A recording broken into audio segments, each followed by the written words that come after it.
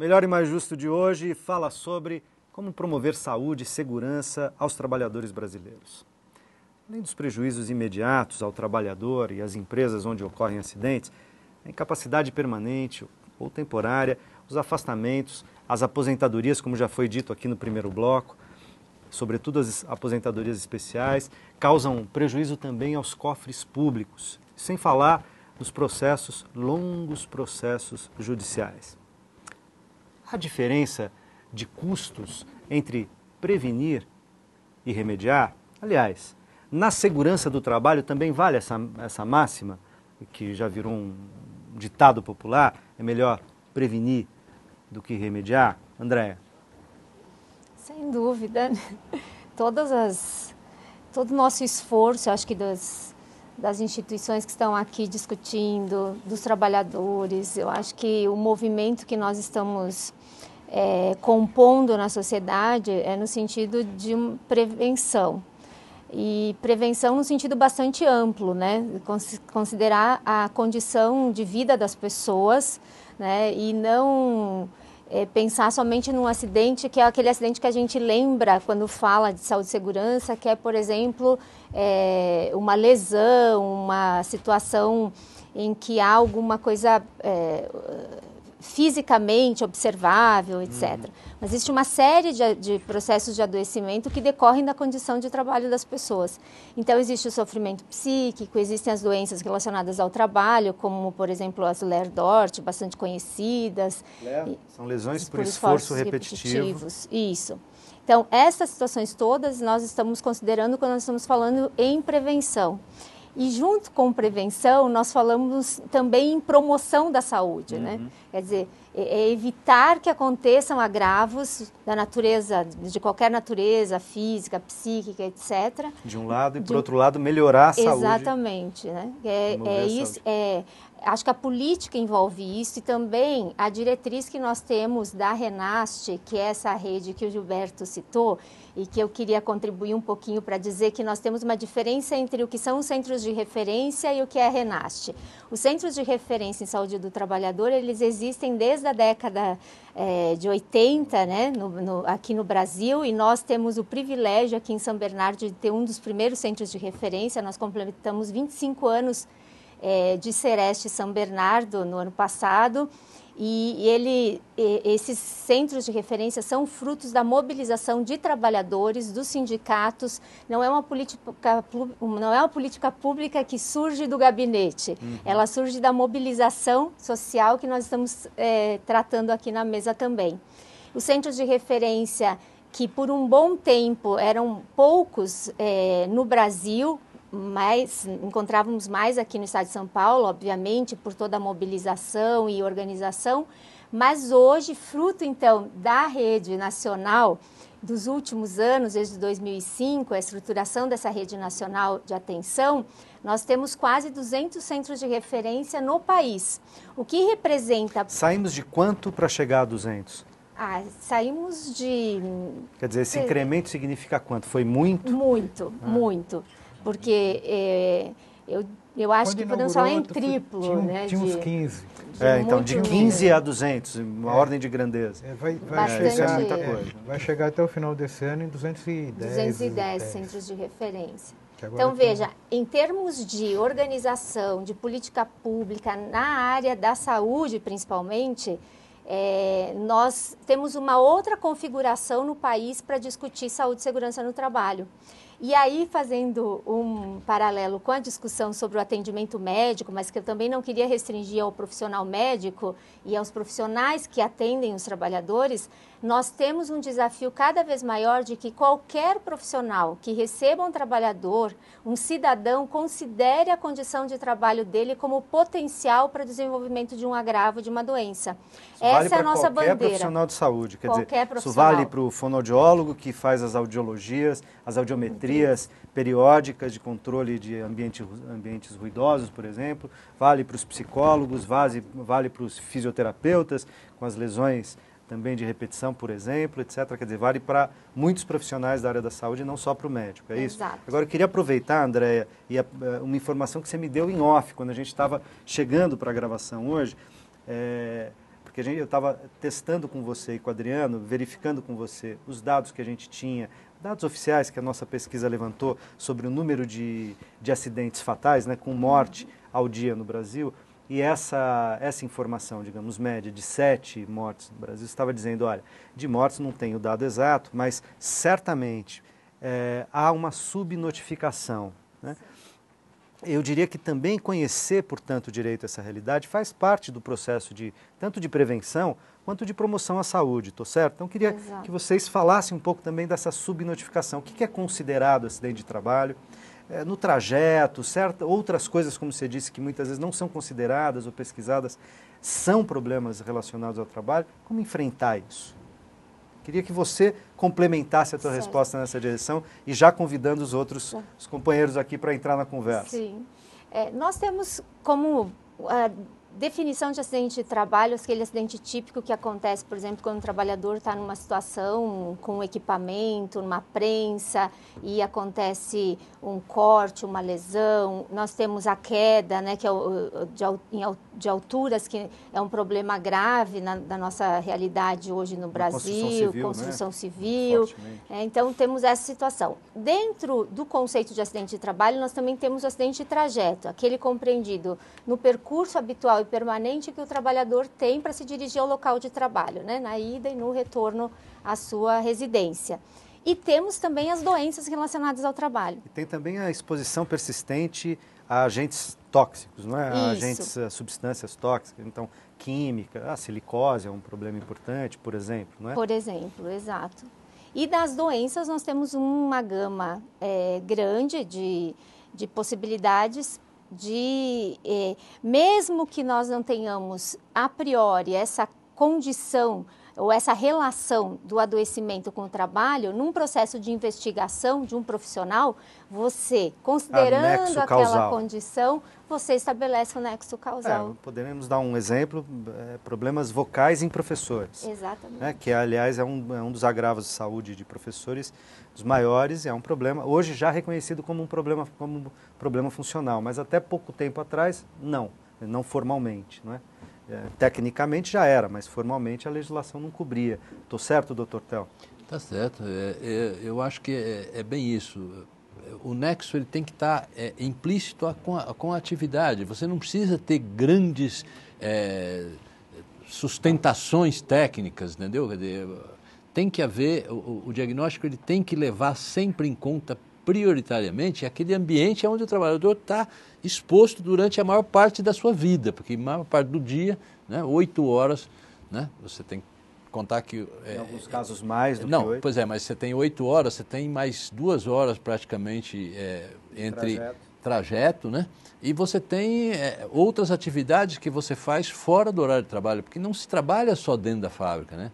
Cada vez mais a gente trabalha fora da fábrica, fora da empresa. Exatamente, fora do com as tecnologias. Exatamente. Né? Então, os bancários, por exemplo, o pessoal que trabalha no setor financeiro, os químicos, eles estão expostos a muitas coisas durante longos períodos da vida e isso tem que ser levado em conta, apesar de que as pessoas às vezes ficam procurando muito um embasamento técnico muito apurado para conceder o nexo. Aí entra no campo dos interesses. Exatamente. Né? Do stick e puxa, quer dizer, há interesses em jogo, você pode ter várias leituras dependendo do seu interesse, da posição do lugar que você está. Faz sentido isso que eu estou falando? Faz, é exatamente isso. E, inclusive, a questão inicial que foi do que é mais barato a prevenção, eu tenho uma questão para colocar aqui para discussão, porque é claro que prevenir é muito mais barato. O problema é quem é que gasta para prevenir e quem é que gasta para reparar.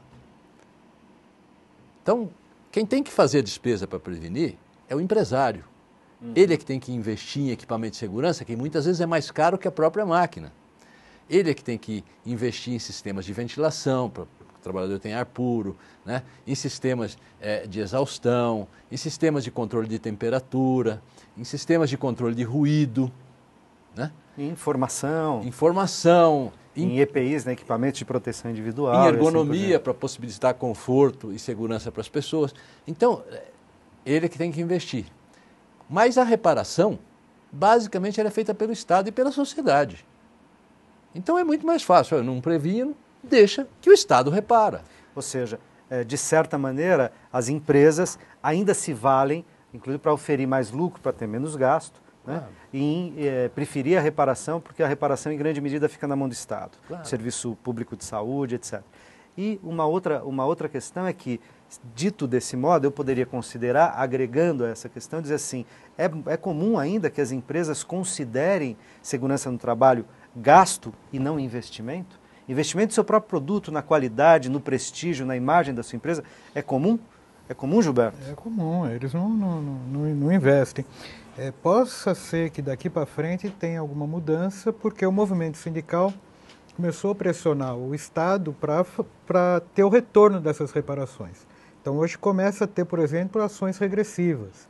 O que são ações regressivas? O INSS paga o benefício para o trabalhador, depois ele vai cobrar de quem causou aquele dano. Chegou a sair na grande mídia que ia entrar com ações regressivas desses motoristas que saem alcoolizados e fazem as barbeiragens, matam outras pessoas, iam cobrar. Mas também cobrar das empresas, onde há morte. Então, só no Brasil, ano passado, ocorreram 2.700 e poucas, quase 2.800 mortes no Brasil, né? E isso é deixar claro que é só com trabalhadores com carteira registrada, né, carteira de trabalho registrada. Economia formal Economia e informal situações notificadas, né? Não entram nisso. Né? Então, no informal não entra. Informal não entra. E mesmo quem é do serviço público também não entra, porque não tem... Só setor privado. Não é seletista. Então, por exemplo, bombeiro, né, policial militar, né? Professores, não entram nessas estatísticas. E o campo também não, né? Os camponeses, quem trabalha no campo, na agricultura, também não. Também não. Então, ou seja, doméstica também não. Ou seja, um E grande doméstica universo do não entra, trabalho não não tem está direito a dentro, trabalho. não está coberto. Então você está minimamente protegido. Você tem uma gama, porque quando você falou assim, ó, o Brasil está entre os campeões de acidente, não, ele é o campeão de acidente. Ele é o campeão. Porque aqui só está... o DIESAT fez um estudo sobre a subnotificação. Quem começou a fazer essa metodologia foi a Fundacentro. Então ela cria uma metodologia que ela se baseia basicamente em cruzar os dados de acidentes com os dados de morte. Então há uma relação clara de houve tantas mortes, teria que ocorrer tantos acidentes, né? Então se pegou antes da década de 70, por início da década de 70, porque naquele momento a Previdência Social é que pagava 100% dos afastamentos. Hoje, um trabalhador afastado, a empresa paga os 15 primeiros dias e depois a Previdência vai pagar do 16º em diante. Naquele momento pagava integral. Então todo trabalhador que se acidentava, a empresa queria que ele fosse lá fazer a notificação, porque quem ia pagar a Previdência.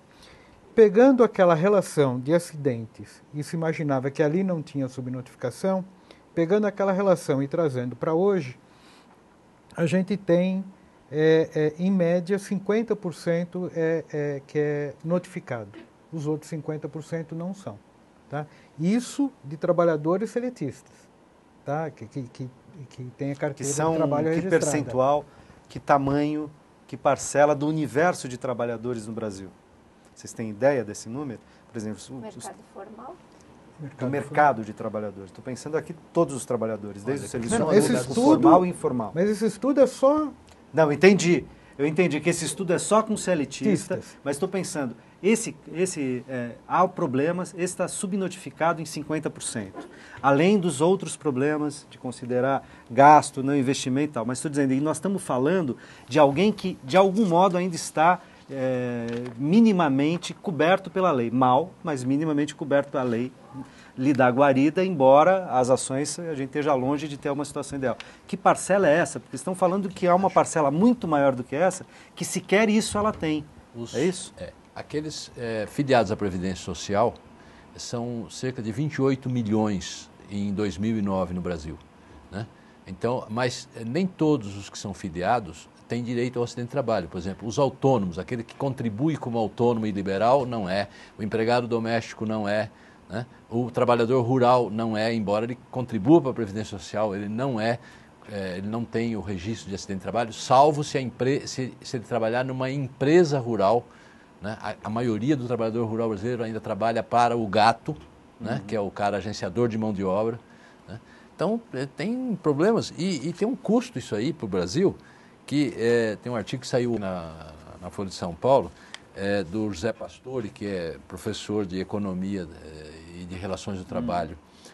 Ele é sociólogo da USP. E ele faz, há muito tempo ele faz cálculo, ele é um assessor da Fiesp, então ele tem acesso a muitos números e muitos dados. Ele calcula em 72 bilhões de reais, né, por ano o Brasil gasta com os acidentes de trabalho. O Brasil, o Estado brasileiro. O Estado brasileiro. Não, parte, ou a sociedade, em geral. Parte, não, claro, a sociedade que paga a conta, mas estou falando, não é as empresas gastam 72 bilhões. Não. O Brasil, os empresários. Não, o Estado brasileiro. O Estado brasileiro. Parte disso é pago pelas empresas, tá certo? Em seguros, em danos segurados e não segurados. Porque para a empresa, o acidente de trabalho não é mais do que um custo. Você falou em gasto, não é um gasto, é um custo.